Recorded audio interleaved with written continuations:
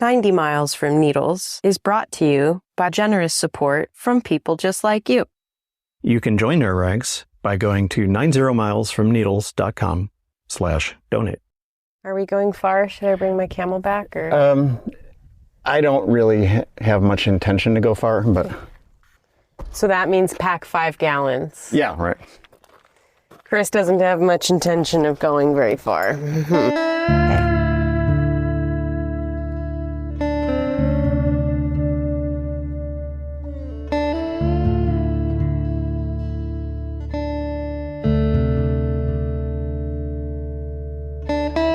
It's time for 90 Miles from Needles, the Desert Protection Podcast, with your hosts, Chris Clark and Alicia Pike.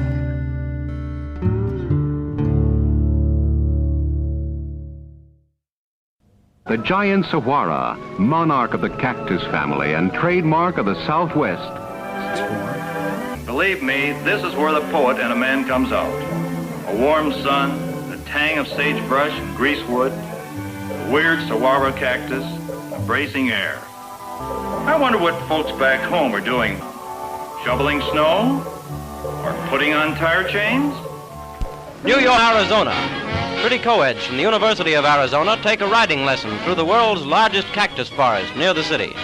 The government has made this picturesque stretch of desert land a national monument to save the giant cacti for future generations. Some of the saguaro are 1,000 years old. It's a great place to learn how to ride, for it's a choice between the comforts of a saddle or landing on a lot of little cacti. Hey, thanks for joining us here at 90 Miles from Needles, the Desert Protection Podcast. I'm your host, Alicia Pike. And I'm your host, Chris Clark. And we are talking today about the giant cactus of Arizona, celebrated in song and story and corporate logo, the saguaro. Now, I should say that despite what you just heard in that newsreel, it's unlikely in the extreme that any saguaro has ever lived for 1,000 years.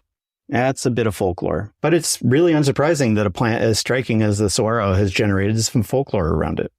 In today's episode, we'll be talking a little bit about that folklore, along with some science and cultural affection for the saguaro. This is the first of a two-parter. Part 2 will involve talking to indigenous people about their relationship with the saguaro. That'll be coming your way in a few weeks, so stay tuned. For now, let's hop in the old crosstrek and head to Brenda, Arizona on a very hot day to visit some of those iconic critters we call saguaros. All right, so we are outside of Brenda, Arizona, and we are in a bit of BLM land. There are a lot of saguaros and ironwoods, palo verdes, ocotillos, sparse creosote that is not looking all that healthy. And the saguaros are definitely showing signs of wear and injury. Behemoth. So big. Oh, yeah. Okay, shall we stroll? Yeah, let's check this stuff out around within a short stone's throw of this fence, and then maybe check out on the other side of the road. There's a very dead saguaro. Oh, so these are the ribs. Yeah. I've read these are used for building materials. Look at that, huh? They feel very strong. Yeah, it's got to hold up several tons of water. I love how this is a combination of woody and fibrous. Mm-hmm. Instead of just a sponge. It's like a stick house version of a cactus. Yep. And among the last things to survive intact are the spines. Yeah, piles of them. Got just the areoles all over. Cactus areolas. It's a tidy pile. Yeah. Well, it looks like the really interesting ones to look at are over here. Many armed mature saguaros. We're walking through a creosote flat that is absolutely thick with desiccated cow shit. Look at this trail. This looks like the cow trail. Yeah. They all come in on this. All right, I'm gonna take this way. It looks like there's another one. Yeah. You can go in front. Sorry to start trail bossing. No, it's totally fine. I know I'm not supposed to break away from you or anyone I'm hiking with in the desert, but I Still making rookie moves after all these years. Hey, breaking away and walking 5 feet in a different direction, I think. Have you not watched enough Westerns gone wrong? Where, yeah, dude takes a left, dude takes a right, dude who took a right at the junction, never done seen or heard from him again. Yep. He just vanished. Separation rapid all over again. I certainly know that's an episode of Bonanza. Hey, somebody's been camping here by this ironwood. A little fire ring, that's nice. Let's go take a look at these mini arm guys. Man, there's a lot of Gila woodpecker holes that are probably on occasion resided in by elf owls. At least I like to think that. So even this new chute on this side, which might be only, I don't know, 50 years old, it's definitely seen better days. It's all split open, it's got cavities. Bunch of dead flower buds. All right, let's have a look around for owl pellets. See who really lives in those holes. Oh, there's a spent fruit, so they're getting pollinated a little at least. Oh, we got a nice pack rat midden going over here. Oh, there you go. Look at that. Man, there's some severe paraderm damage. I don't know if that's what you'd call it on a saguaro, but yeah, the critters have done chewed through to the wood, and it's still standing strong. Of course, it gets windy as soon as we start recording.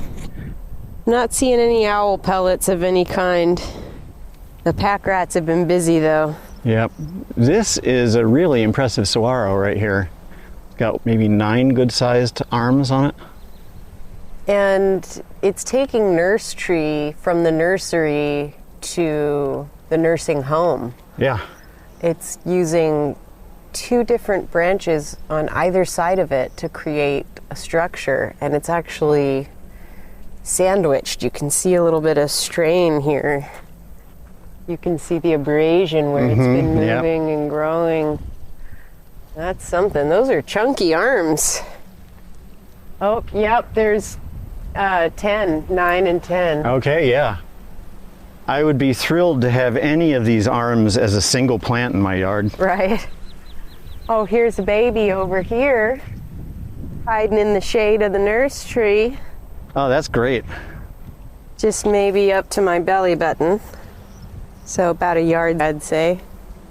Some nice cottony growth at the crown. Looks real happy. So let's just walk over to that little clump and then... Classic Chris wants to walk deeper into the desert when it's above 105. But we are going to turn around and head back to the car after this clump. Alicia's shirt is still moist. The timer is not up yet. Onward ho. What'd you call me? Ow! Oh, prickles, they got me. Sorry about that. Could have warned you. I walked right into it. I could have warned you. My bad. I didn't. You don't need to warn me. I got eyes. I know what it is. Yeah, I think these are the selfie saguaros right here. Oh, Chris. Selfie swallows. Yep. Listen to you. Yeah, these are looking okay. Healthy enough. Not a lot of holes. No damage at the trunk base where it's all woody. Some exposed root from the water flow action of where it's living, but it seems fine with that. Very fine with that. The ribs are so pronounced. Yeah, it could use a drink for sure. But it's not in danger yet. It's still got a fair amount of moisture inside there. They will get very, very accordion-y. Yeah, the wrinkling, the way it buckles and wrinkles under the weight of the arm or... Yeah, that one is really dehydrated. You can see like the folds are almost touching each other. Yeah. This is like the perfect illustration of the nurse tree. Yeah. Let's grab a photo. Saguaro with 3 arms, and it's a good 20 feet tall, and it's surrounded by a palo verde, and the palo verde has probably given it shelter for its entire life. Oh, they're growing right next to each other. Friends. For life. That saguaro looks real thirsty though. You mentioned the ribs on the other one. Yeah. These ribs are not only nearly touching, but they're dehydrated, deflated. They look thin. So the saguaro is saying to the palo verde, Chris, why didn't you bring enough water? Sharing is caring, don't you know? You want to check out that last green one in the ironwood because it looks so good, and then we'll stop finding out what's around the next creek bend. Oh, that's nifty. This one's got a unique looking growing formation here. Yep. It's like segmented, and the segments are growing segments. That has had some damage done to it over the decades, and it just keeps living and growing pieces of itself back, and that's awesome. Well, they certainly are impressive. The tallest cacti in the United States, right? Yep. What is wrong with you going out to stand in the sun? You're a true desert rat, I tell ya. The shade of the ironwood is so inviting. It is really nice, yeah. To see you standing out there in the full sun is like, what's wrong with you? It's a very tidy area, very browsed. There's clearly a lot of activity around here. I wonder if there's cattle poop, but what else is cruising around here? We got those rascally coyotes. Coyotes, definitely pack rats, almost certainly rabbits and jackrabbits. I love how there just keeps seeming to be another tree and another tree that has a really great cluster of saguaros growing in it. It's the total nurse tree symbiosis going on out here. Yeah, there's a lot of standalones, but it's pretty clear. Look at how many there are in that tree. It looks like 1, 2, 3, at least 4 individuals, if not more. Just really love being in a place where there are saguaros with many arms off in the distance, and you're just like looking at them and thinking about how long they've stood there and what different kinds of stuff they've seen. There's a very tall dead one with no arms next to a very tall alive one with no arms. And I'm going to do everything in my power to not suggest that we go over there.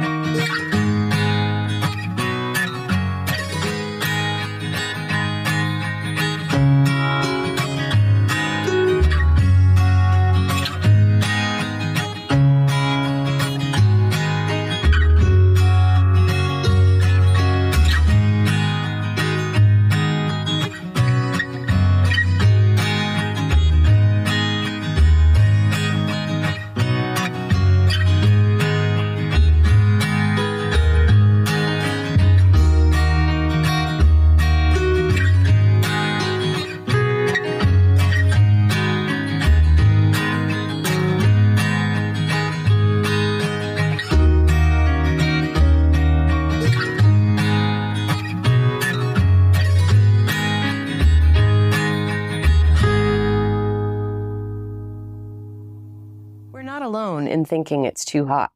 For the last month or so, lots of stories have been hitting the news about mature saguaros across the state of Arizona dropping dead because of the heat.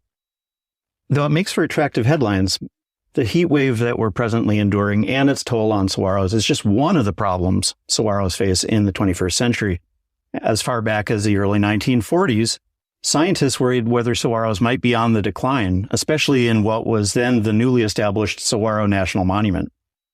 In among the stories on dying saguaros this past few weeks, we saw news of a long-term study on the cacti in Saguaro National Park and the retirement of a couple of scientists, Tom Oram and Nancy Ferguson, who for the last 40 years had been continuing a study of the national park's cacti begun in the 1940s. The reporter who wrote that story, Henry Brean of the Arizona Daily Star, sat down with Chris to chat about Tom and Nancy and their study, which may well be the longest-term study of a native plant species on record. Let's listen. My name's Henry Brean. I'm a reporter with the Arizona Daily Star newspaper down here in Tucson, Arizona. Before that, I was in Las Vegas for about 20-odd years, working for the Las Vegas Review-Journal, where I covered water and the environment. And we definitely appreciated your work there. So what attracted you to the story of Tom Oram and Nancy Ferguson? Oh, wow. Where to start? For one thing, I hadn't actually met them before, and I wish I had gotten connected with them before they stopped doing this survey, the Saguaro survey that they did for decades. They stopped actually doing it a year ago. So I didn't actually get to see them in action, but I heard they'd been given an award by the Park Service for their scientific lifetime achievement. So I was introduced to them that way. But Tom and Nancy are both devoted scientists, but they're also this adorable married couple who finish each other's sentences and riff on each other. Tom and Nancy spent about a little over 40 years doing an annual survey of all the saguaro cactuses on 6 10-acre plots in Saguaro National Park. These were survey plots that were set up in the early 40s, and they picked up and carried on this annual study. They would go out there every year, and they would count every saguaro. They would log saguaro deaths. They would add new baby saguaros to their survey, and they would go look at every single cactus once a year and just chart how it was doing. And when did they start doing this? Sounds like it was roughly the 80s. Yeah, so Tom did his first, I believe, in 1978 or 79. And then Nancy joined him in the field a couple of years later. They were married in 1980. So she joined him a couple of years after that. He started doing it with a guy named Stan Alcorn, another researcher who did it for 40 years himself. They overlapped. They did it together until 1999 when he passed away. And then they took it over for him and did it for another 20 years after that. So as I understand it, the origins of the study happened in a kind of different context than we're facing now. Something that I've read about before, but I wonder if you could talk a little bit about what the study was originally intended to work out. Yeah, the early 40s were a pretty desperate time. Back then it was Saguaro National Monument. It wasn't a national park yet, and it only included the eastern district of the park as it stands now, which is over on the eastern side of Tucson and the Rincon Mountains, or at the base of the Rincon Mountains. And so this national monument was established, I think, in 1933 on that patch of land. And one of the first things that researchers discovered out there was it appeared to be a bunch of adult saguaros and no recruitment, no babies coming along. And they started to worry that they just established a Saguaro National Monument on a patch of land where the saguaros were going to go extinct. So there was a panic mode to try and find out whether there was going to be a future for saguaros on this new national monument. So they launched this study and they did some just crazy Hail Mary World War II style stuff out there. There's a bacterial rot that saguaros get. And they were noticing that in some of the saguaros out there, and they were worried that it was like Dutch Elm's disease. Right. So they decided to try and see if they could put a stop to it. They picked out, I think it was like a 320-acre plot of saguaros, and they went in and they cut down every single saguaro with signs of bacterial rot and bulldozed them into trenches and burned them with kerosene, something you probably wouldn't see in a national park these days. No. And there was just this desperate effort to try and halt this horrible disease. Turned out they were wrong about what it was, thankfully, but that was the sort of thing, that's a backdrop for why they started doing these surveys and bringing in people to try and keep track of what was going on with the saguaros on an annual basis. That's where this survey began, was with that sort of thing. Presumably that bacterial rot stopped being as much of a factor in the population dynamics at Saguaro? It's still a factor from what Tom and Nancy and other experts have told me, but it's more akin to something that happens late in life with saguaros in large part. The data, as they've collected it, has shown that if saguaros live past a certain point, they tend to live a long time. And then obviously mortality swoops up as the older they get. It's something that happens to them in old age a lot of the time. They'll get this bacterial rot near the end of their lives and it'll finish them off. So like pneumonia, pretty much. Sure, like that. Yeah. I've taken a look at one of the papers that Tom and Nancy published, but I wonder if there's a coherent trend that they noticed as they were doing this 40 years project of documenting the lives of these saguaros, which it sounds like they got to know really well. I mean, 60 acres over 40 years, that's some deep familiarity with a piece of landscape. Absolutely. And they got almost personally acquainted with individual plants to the point where they didn't use GPS devices. They would go out and they'd find their plots by recognizing individual plants and saying, okay, we're here. And they knew them by their numbers. And Nancy even joked that there's different size classes for saguaros that they move up through. And when they get to be, I think it's over 6 feet tall, they graduate to the next size class. So for a while there, they were actually taking graduation photos of some of the saguaros on their plots. She said they stopped doing that, but they did that for a while. They would take what she called graduation photos. But yeah, they got personally acquainted with some of these plants. That's one of the things about that I find so amazing about saguaros. I grew up in the Sonoran Desert, so I've been around saguaros my whole life, and it's because they look like maybe a human figure.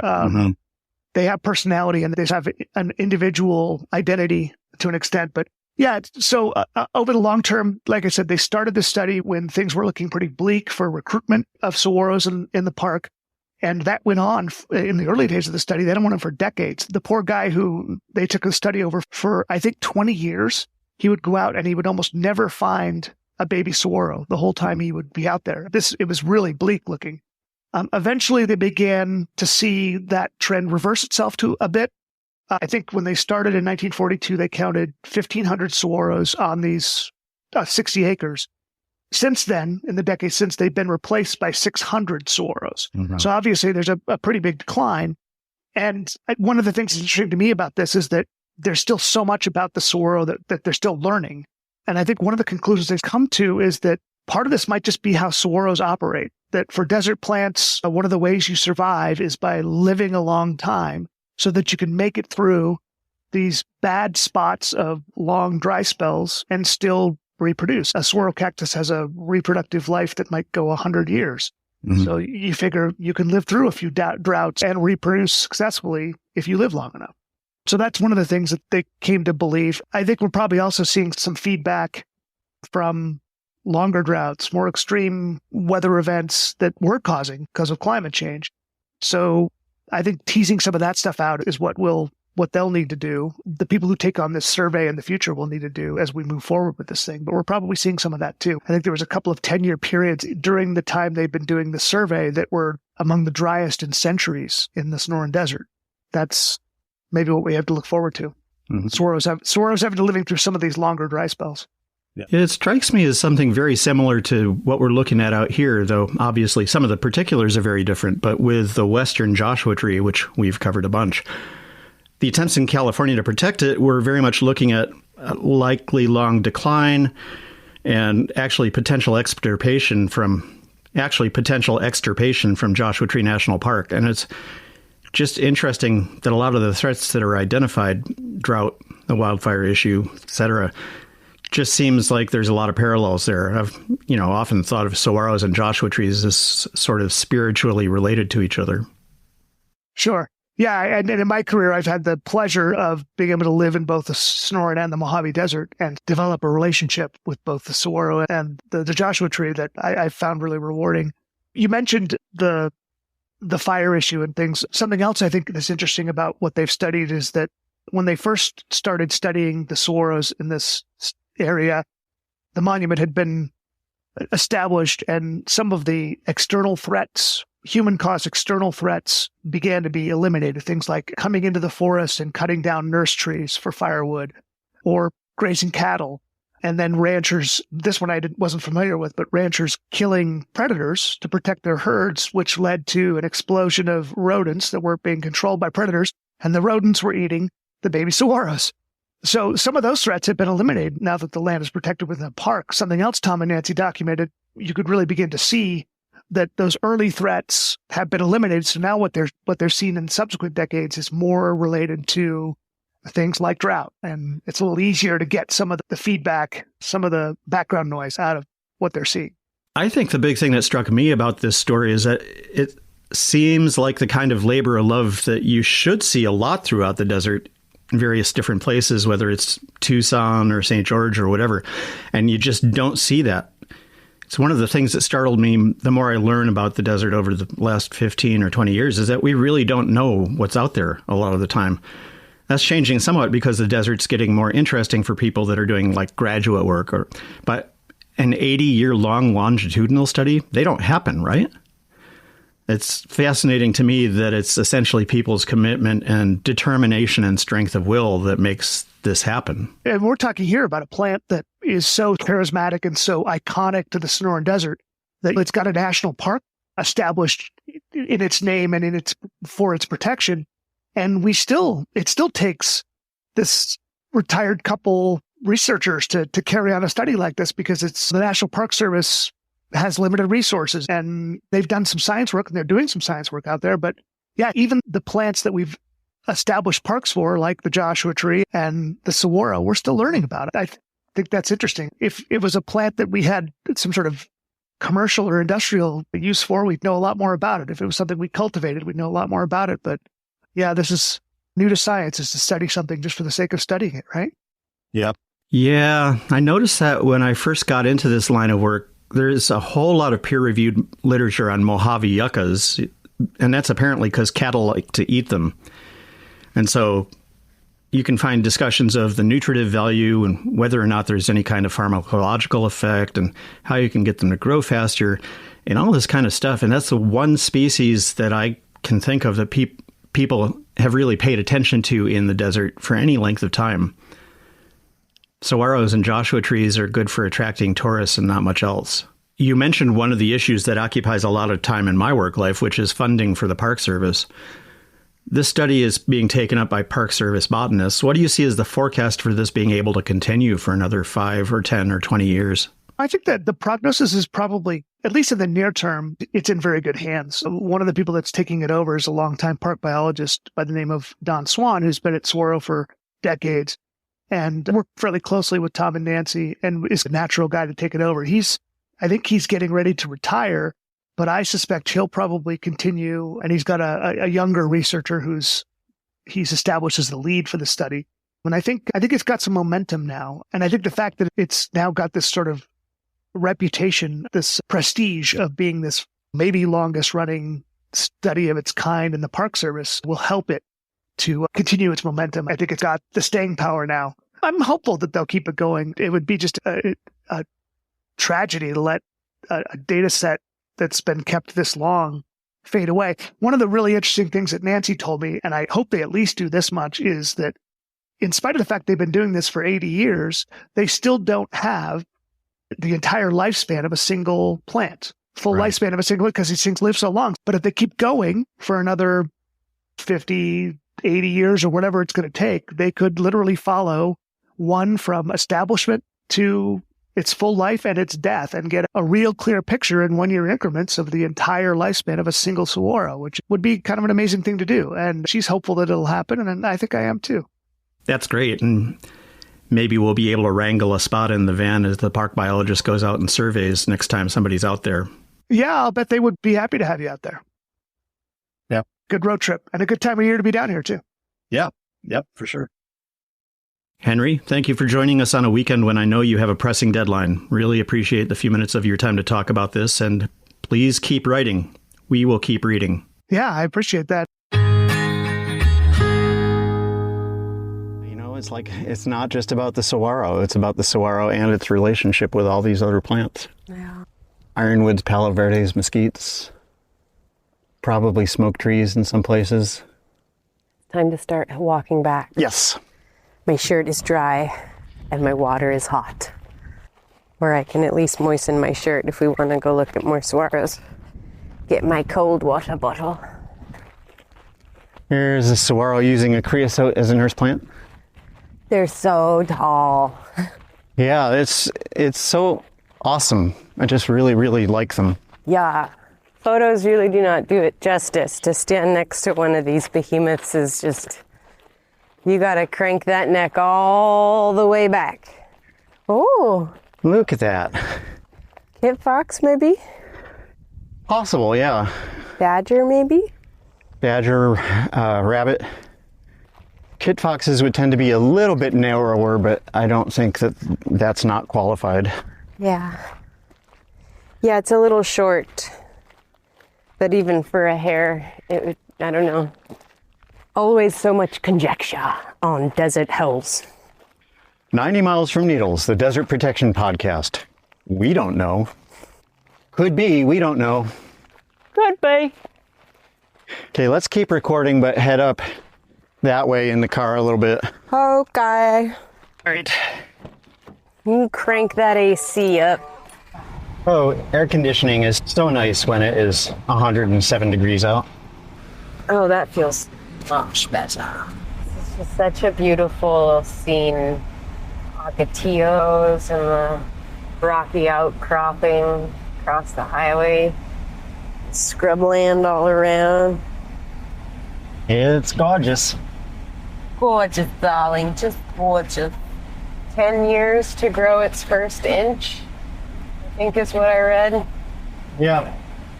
What a slog. And you got desert tortoise who are on a similar track where they can't mate or do their life's purpose until they're 8 to 10 years old. Yeah. The lesson we've got to take from nature is the slog is the journey. Takes a long time to get to where you're going. Something about the mountains in Arizona, in southwestern Arizona especially. I mean, they're just sublimely forbidding looking. Majestic and difficult at the same time. That's me. All right. Looking at some of these saguaros that are growing in the trees, and they're all damaged and they don't look beautiful like the classic saguaro. But does that make them any less of a cactus? No.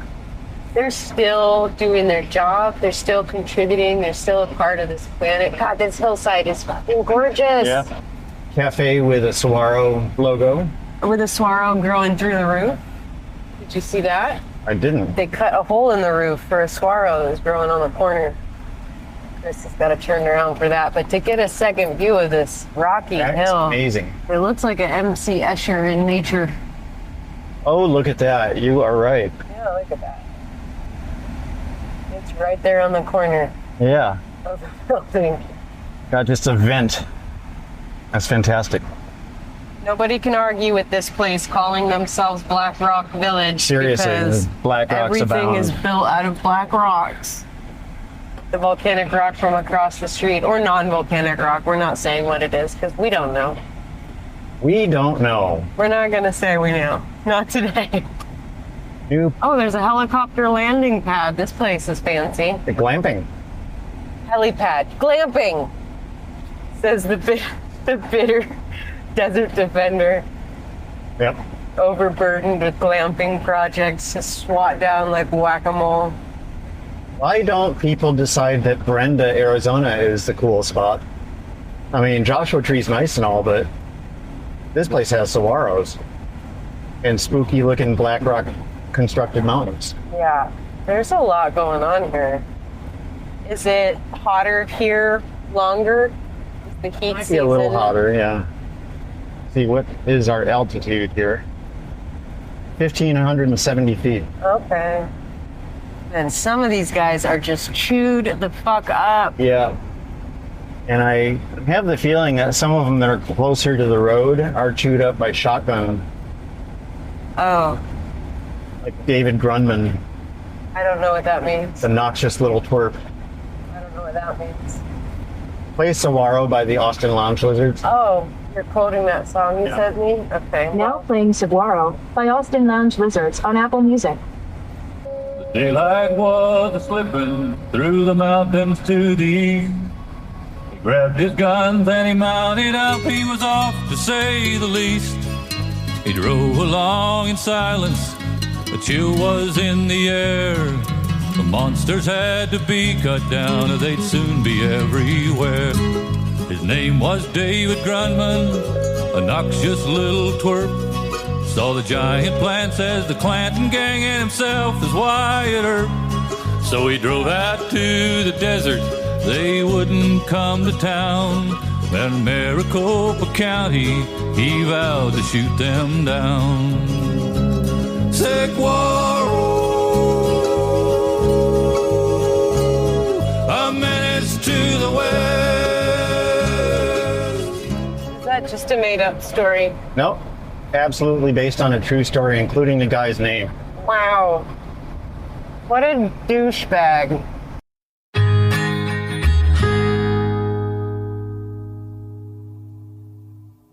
This is a little hard to admit for us Mojave Desert rats with our love for Joshua trees. But if there's a single plant that symbolizes the southwestern deserts, it would have to be the saguaro. No contest. And if you were looking for the epicenter of saguaro love in the desert, well, this is a biased opinion because it's one of my favorite places, but Tucson would have to be the epicenter for me. We sat down with our friend Audrey Scheere to talk saguaros in Tucson. Audrey's Instagram account, Old Pueblo Curiosities, is basically a love letter to Tucson, and we were stoked to hear what she had to say about America's tallest cactus. Audrey, thank you for joining us. Thank you so much for having me. What brought you to turn this into an Instagram feed? It was a pandemic hobby. I was just kind of looking for ways to connect and get involved with the community. I had worked from home for quite a long time, and I just found that telling stories about local businesses was one way to do it. And then the more questions I asked, the more curious I got. And it's been fascinating. It's been about 3 years. And right at the beginning is where I actually came across you, Chris. I was asking what are the difference between all the yuccas in my neighborhood. And I couldn't figure it out. I was searching everywhere on the internet. What is the alata? What is the brevifolia? And then I thought I found a rostrata, which I had no idea, and nothing on the internet was being clear. And then I found your name, I found one of your blogs, and I thought, hey, why didn't I just go straight to the expert? And I was just astonished that you replied. So thank you. I will remember that. And I've been learning from you ever since. I certainly have been enjoying the treatments you give to different local entrepreneurs and businesses and social services and things like that in Tucson, which is one of my favorite places. Is there a particular business that stands out to you as especially emblematic of Tucson that you've covered? And no fair saying Tumerico because I've already eaten there. I already know about them. Love Tumerico. Emblematic of Tucson, I think what you would find with most visitors and people that live here, they just love the Arizona Sonora Desert Museum. It's just that slice of the ecology, the art, the play place. They have a pack rat playhouse for kids. They can play on playground, pretend they're a pack rat. That's what first comes to mind as somewhere everyone has been or will visit when they come. That sounds amazing. I want to play in that pack rat exhibit. Yeah. And as somebody that's been going to the Arizona Sonora Desert Museum for about 30 years at this point, it's definitely an opinion I share. And it's totally on brand for this podcast. So that's great. Right. We had talked about having the Joshua Tree versus Saguaro smackdown as to which plant is more emblematic of the desert. And I think that's probably feudal. Yeah, I think we all know who the icon is of the American Southwest. Yeah, we don't find cactus-oriented bars in South Dakota with neon Joshua trees on their sign. They're always saguaros. You know, what else you don't have is Joshua Tree cell towers, as far as I know. We do have saguaro cell towers here that are cartoonishly large and slightly, shaped, puffily. Wow. We are going to have to locate one of those on our next road trip. Yep, for sure. They're about 30 to 45 feet, I think I read. So smaller than the pine tree cell towers you'd see on the East Coast and around. But right about the right size for a saguaro. Let's see, one that is not yet 200 years old, but about to grow its first arm. East of here in Wonder Valley, there's a giant pine tree cell tower, and I'm pretty sure it has 2 palm tree cell towers with it. Mm-hmm. I think a saguaro needs to join that cactus garden. That would be funny. Are you Tucson native, or did you show up there from somewhere else? I'm a transplant from the East Coast. I have been here for about 15 years. I left for the Peace Corps, came back. So I've been here, and it wasn't until a few years ago I really started digging in. It completely grows on you. If you're someone who is a transplant, people find all the time. They leave, they come back. It just holds a place in your heart. So we're here to talk about saguaros. I did bring you a list of facts. Some of them are fun facts.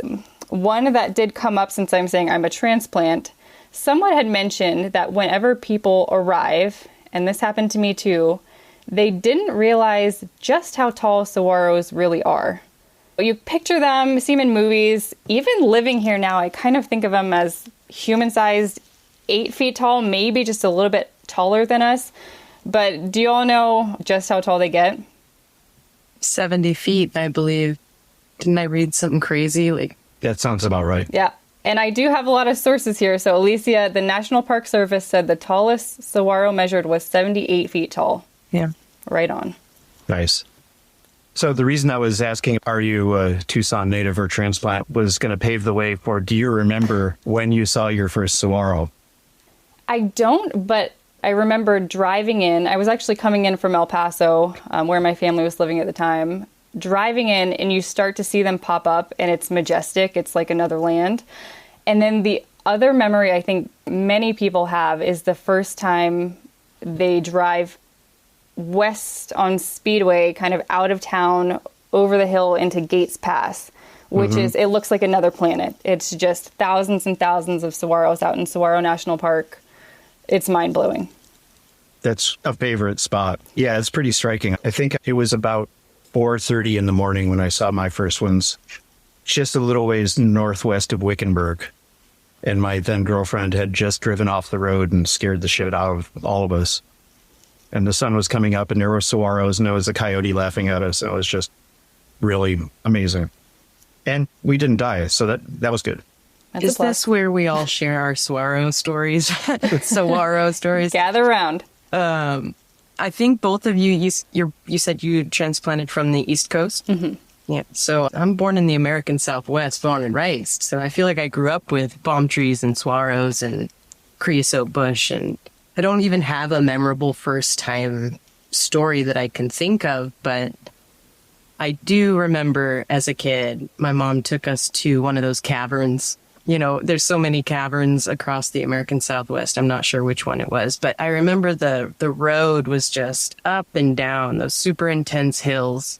They're not like that here. Arizona seems to have a lot of these backcountry roads where it's like going over the hogbacks, and you can get the roller coaster effect where you kind of lose your tummy when you're coming down the hill. And yeah, the forest of saguaros just all around was what really caught my attention. I was just a little kid riding this roller coaster like, whoa, this road is so much fun, but whoa, look at all these amazing cactus. You don't see dense cactus forests very often, and that was a really exemplary moment in my childhood. I can still see it clear as day in my mind's eye. But our listeners can listen to us talk anytime they want, and we have you here for this special interview. Put me in, Coach. Where should we start? I would love to start with this quote I found, because Alicia just mentioned the saguaro forest. Like, you don't see this cactus forest. And this one really spoke to me. I think we can talk about it for a second. This was from Arizona Highways. Lawrence Cheek had a little article, a thing or two about saguaros. So here's the quote. The saguaro forest seems eerie, not because these are strange plants, but because they don't read like plants at all. They seem individualistic and expressive in a way plants cannot be. An alien race of sentient being. I read that, totally agreed. It reminded me of, back, I think it was in 2016, one of the local theaters here did a 3-part event of dancing with saguaros. It was standing with saguaros. Folks were out in the forest doing this art and kind of communing with the saguaros in a beautiful way. And you can still find videos of that online. But what do you all think? Sentient beings? Absolutely. I've been working with plants long enough that I don't see a real clear boundary between plants and sentient beings, but I definitely get what the quote is referring to, because it's a weird feeling. Something that I learned in the process of researching for this episode was how the native tribes that live in the American Southwest often view these larger figurehead plants as ancestors, as their own rightful sentient beings that were humanized in a way with such great reverence and respect. And I wish we felt that way about plants a little bit more. It seems like the ruthless destruction we see in a capitalist society can be so disheartening, but to look at every tree as a living relative of yours is a really beautiful thing. And the reverse, seeing people as trees. Yeah. Let's go down this rabbit hole. Let's keep it. Ram Dass, let's go. You're hitting all my buttons. Do you have more facts that had to do with Native people's relationships with the saguaro? I thought it was important to talk about, so I brought a large paragraph I kind of wanted to read directly from the Desert Museum as well. But I just wanted to say that saguaros are respected and celebrated by all Tucsonans. If something happens to a saguaro, if someone graffitis it, shoots it, whatever, we just wish every bad thing on them. But I do think, as Alicia was saying, it's important to note the saguaro's vital relationship with indigenous people of the area in the Sonoran Desert. So I just pulled a quote from some educational materials just for anyone who was listening who doesn't understand the relationship and just wanted the quick overview of just how important it is. But here you go. And you can find this on the Desert Museum's website. The saguaro cactus is an important source of food and shelter for many indigenous people in the Sonoran Desert, for tribes such as the Tohono O'odham, who use saguaro ribs for constructing shade ramadas, fences, animal traps, and other implements. Many still gather saguaro fruits as their ancestors have for hundreds of years. For generations, the Tohono O'odham people have harvested saguaro fruits with long poles made of saguaro ribs. They eat the juicy fruit raw or cook it down into sweet, nutritious syrup. The dried seeds, rich in proteins and fats, can be ground into flour. The saguaro provides an abundant and important source of nutrients at a time otherwise scarce in desert food. The harvest tradition includes the fermentation of saguaro syrup to make a ceremonial wine used to herald in the monsoon rains. To the O'odham, the saguaro is such an integral part of their world, it is regarded with the same respect given to people. So I wanted to put that out there, and then you can learn more directly from the Tohono O'odham Nation. They have a cultural center and museum you can visit. Yeah, there's a wonderful passage in Gathering the Desert by Gary Nabhan about the ceremonial wine drinking and ushering in the monsoons. It's the most beautifully written essay about vomiting that I have ever read in my life. And even if it wasn't for the vomiting part, it was still really cool. It was just a loving and respectful take on this annual tradition. It's definitely a good read. Yep. And we do have our bookstore set up. I need to make sure that Gathering the Desert is prominently in there. You mentioned that Tucsonans revere the saguaro, and it's not at all surprising to me. I think we probably have a similar relationship with Joshua trees here in the vicinity of Joshua Tree. You have people coming out to shoot their music videos and hang things off Joshua trees or spray paint them, and they immediately become persona non grata. Beheaded. Yeah. Or at least denied breakfast, for sure. Right. But Tucson is one of those southwestern cities that is growing. And that necessarily means displacing saguaros from time to time. How do people in your town react to that kind of thing? Is that sort of business as usual, or is that increasingly unpopular? Or? Yeah, I think it's always sad to remove one because the danger is that they won't take to a new location. I have a couple of stories about this. Recently, it was earlier this year, a local golf course was being made, which is already somewhat negative in our minds. And the folks working on it chopped down 2 saguaros side by side without a permit, and someone caught it on camera. They were using a chainsaw, and there was this huge uproar. It was on all the local news. The Arizona Department of Agriculture investigating after video shows a construction crew right here at a golf course in Tucson cutting down a pair of saguaros with chainsaws. Jerry Parker says he saw the iconic saguaros taken down firsthand. I was just taken. I couldn't believe it happened. The video upsetting neighbors in the community. To see them cut down for basically a 3-day golf tournament, and those guys after 3 days are going to pack up their things and be gone, and these saguaros will be in a dumpster somewhere, and I didn't like that, and I hope the people in this community don't put up with it. And then on the other side of that, I greatly respect a group called the Tucson Cactus and Succulent Society. And they are a great resource for relocating cacti that need to be moved. They maintain a park called Pima Prickly Park where it's free. You can go see all the types of cacti that they've transplanted and that they're growing. They've rescued over 123,000 native plants and saved them or provided new homes to them. And their volunteers have put in over 46,000 hours. So anyway, if you do have a cactus on your property that needs help, you should definitely look into the Tucson Cactus and Succulent Society. And we'll definitely link to them. Yes. So we kind of grazed over people doing things to cactus. Yes. Then I want to hear the dirt. What's the latest horror story beside this chainsaw incident? What are people still doing to them after all these years?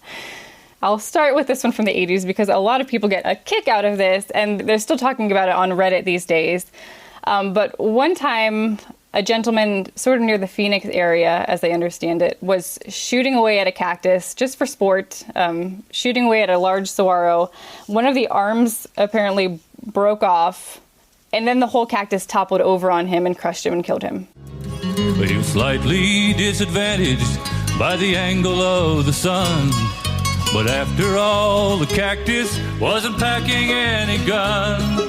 His finger twitched, he made his move, he drew his guns did bark, and echoed with the laughter as the bullets hit their mark. Well, the giant cactus trembled, then came that warning sound. The mighty arm of justice came hurling toward the ground, and the gunman staggered backwards, he whimpered and he cried, the saguaro crushed him like a bug, and David Grunman died. So that's a story we have. I was also looking at some headlines from over the years. There was a big one that kept coming up where a saguaro cactus impales car in Arizona crash. Now, this was a drunk driver who crashed into one. It came right through his windshield. And then in my further digging, the person that was working on his car then made a joke post on Craigslist about this car with a saguaro stuck in the windshield is for sale. And that went viral. So there are some pictures you can find of that. I did want to say, if people are not familiar, an arm of a saguaro is extremely heavy, like a tree branch. And if it falls, it's heavy enough to crush a vehicle. So that can definitely take you out. It's basically the world's least fun water balloon. Yes, and to that point, I did read that since, saguaros are so tall, they're somewhat prone to lightning strikes, maybe not as much as other things, but they are, and they can actually explode because the water inside them boils. Is that true? Wow. Do you know about all of that? It wouldn't shock me at all, but I this is the first I'd heard of it. Oh, let me give you a few more facts and just see what you think. Things that I found. So if a saguaro is moved, it is prone to getting a sunburn. So there are things that you need to do to protect it. When we're waiting for the monsoon rains around June, early July, the saguaros, they get skinny, and you can just tell they look really thirsty.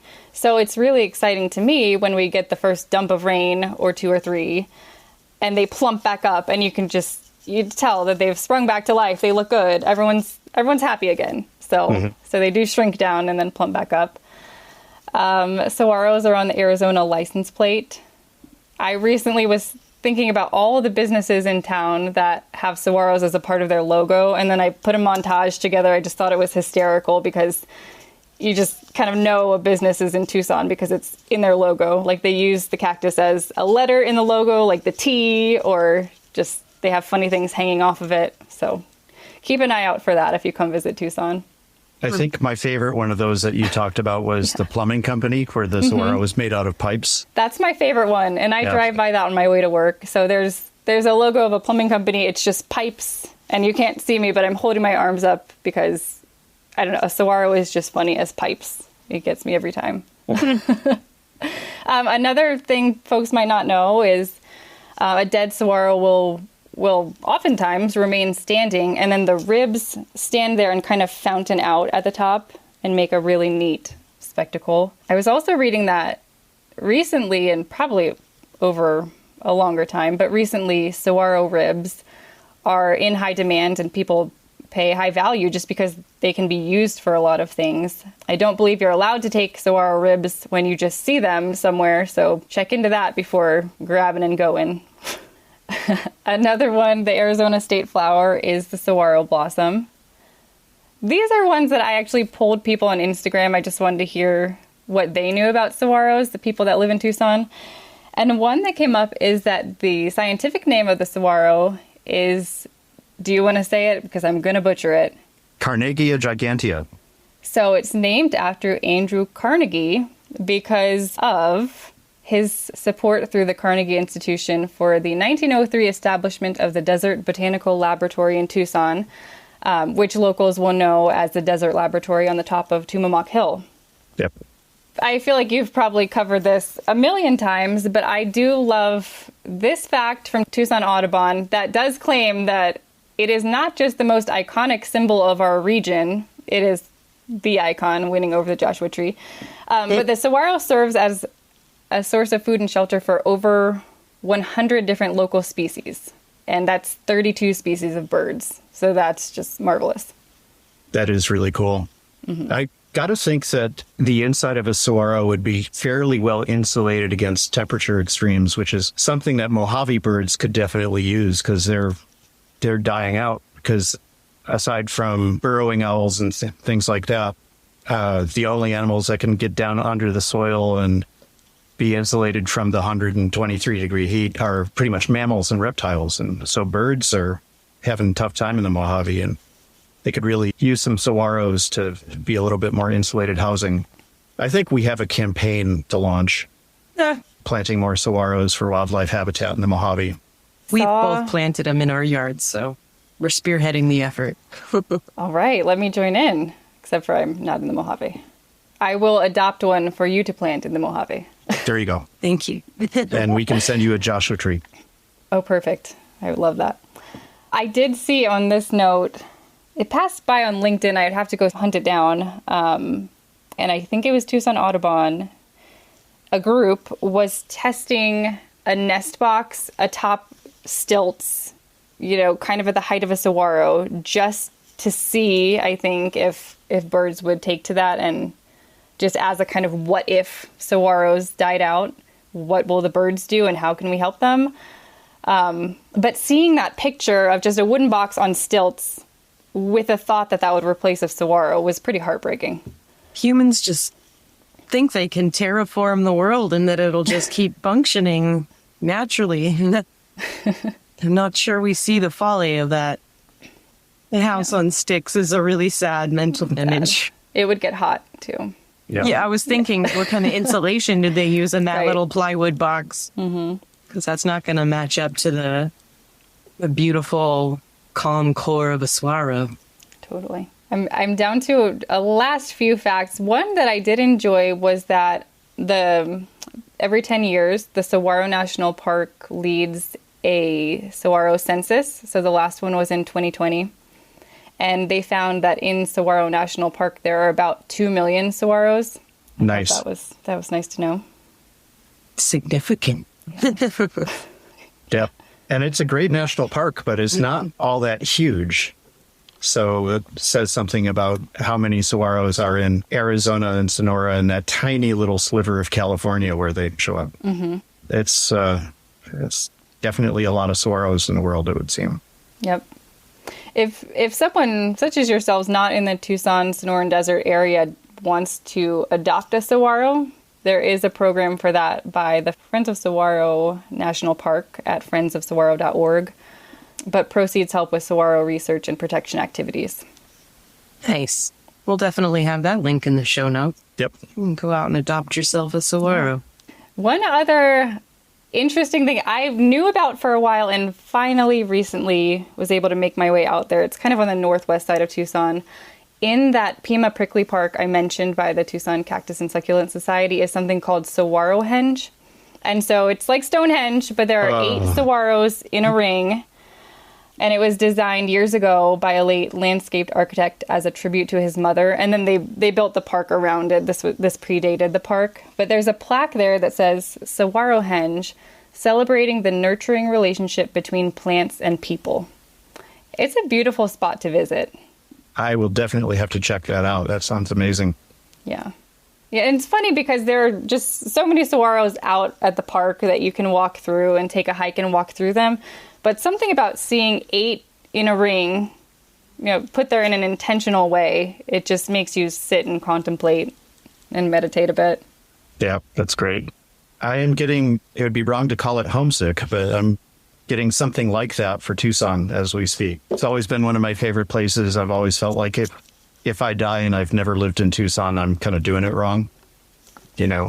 My wife and I were there in December for about a week. It's just really good to get some time in among the saguaros and the ocotillos. And it's a special place. So crested saguaros have not come up yet. Oh, I left it out and I just closed the tab. Alicia, thank you so much. I did want to tell you. I did want to tell you that there is an organization. I believe the original members were based around Tucson. It's not really clear right now because it's an online group, but there's an organization called the Crested Saguaro Society. So first of all, maybe you tell us about crested saguaros, and then I'll fill you in with the details about the society. Oh, no, please. Tell us all about it, girl. You're the professional here. Oh, I'm not the professional, but crested saguaros are a type of saguaro that grows in an odd way. The top ends up looking really mashed together in a crestate fashion. So they're crested in that they don't have long arms. Maybe they have some arms, but the top of it looks kind of like a crown. And so these are really special. And often folks will say, if you find one, don't tell other people where it is, because there are other people that will go and want to take it. So it's somewhat secretive. But there's a group called the Crested Saguaro Society, which was formed in 2006. And they go out and locate these crested saguaros. I don't know that they share the GPS coordinates, but they take photos, they document, and they kind of keep everything in a database. And you can go to their website, which is crestedsaguarosociety.org. And that is an online community of dedicated naturalists who volunteer time and resources to learn about and share observations on crested saguaros and other mutated cactus.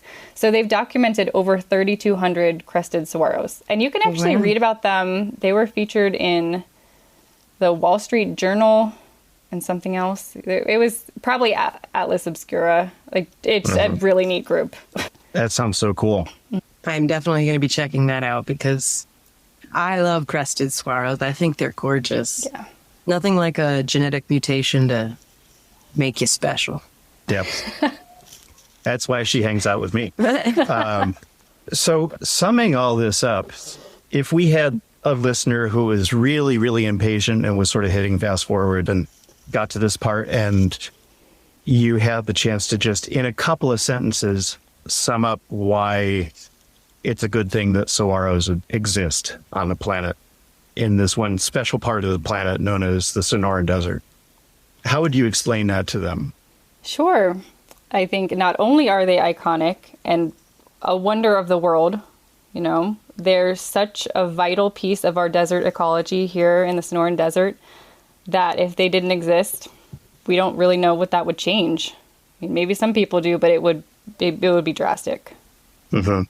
Like imagining, I don't know, Holland without tulips, or maybe more like Turkey without tulips, because that's where they're native to. Sequoia National Forest. Yeah, there you go. Sequoias. For work, we had a trip to Redwood National Park last week to have a retreat and meeting and some hiking. And I tried to get people to name all of the national parks that were named after plant species.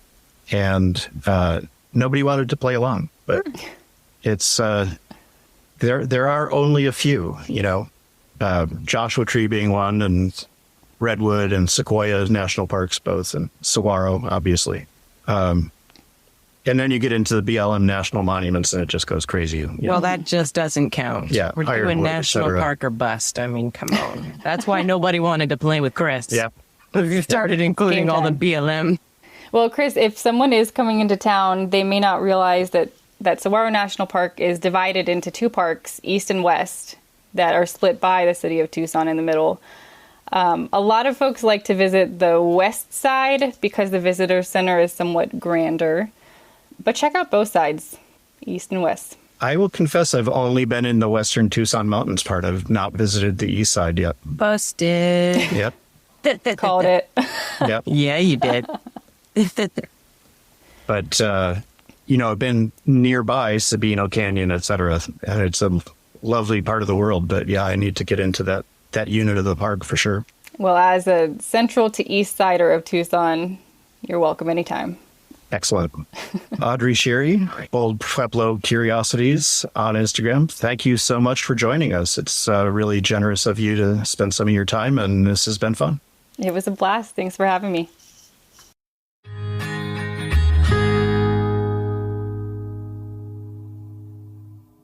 We want to thank Hank Card and the Austin Lounge Lizards for letting us excerpt their song Saguaro, which is off the band's 1984 album Creatures from the Black Saloon. Thanks also to Fox 5 Tucson for the use of their report on the golf course Saguaro Chainsaw Massacre. If you want to check out the Saguaro Fruit Wine Ceremony essay in Gary Nabhan's book, The Desert Smells Like Rain, go to 90milesfromneedles.com/books. There are a lot of other good books available there on desert topics as well. And to join the growing group of supporters of 90 Miles from Needles, without whom we could not produce this show, go to 90milesfromneedles.com/donate. 90 Miles from Needles is a production of the Desert Advocacy Media Network. And thanks for listening. We love you. See you next time.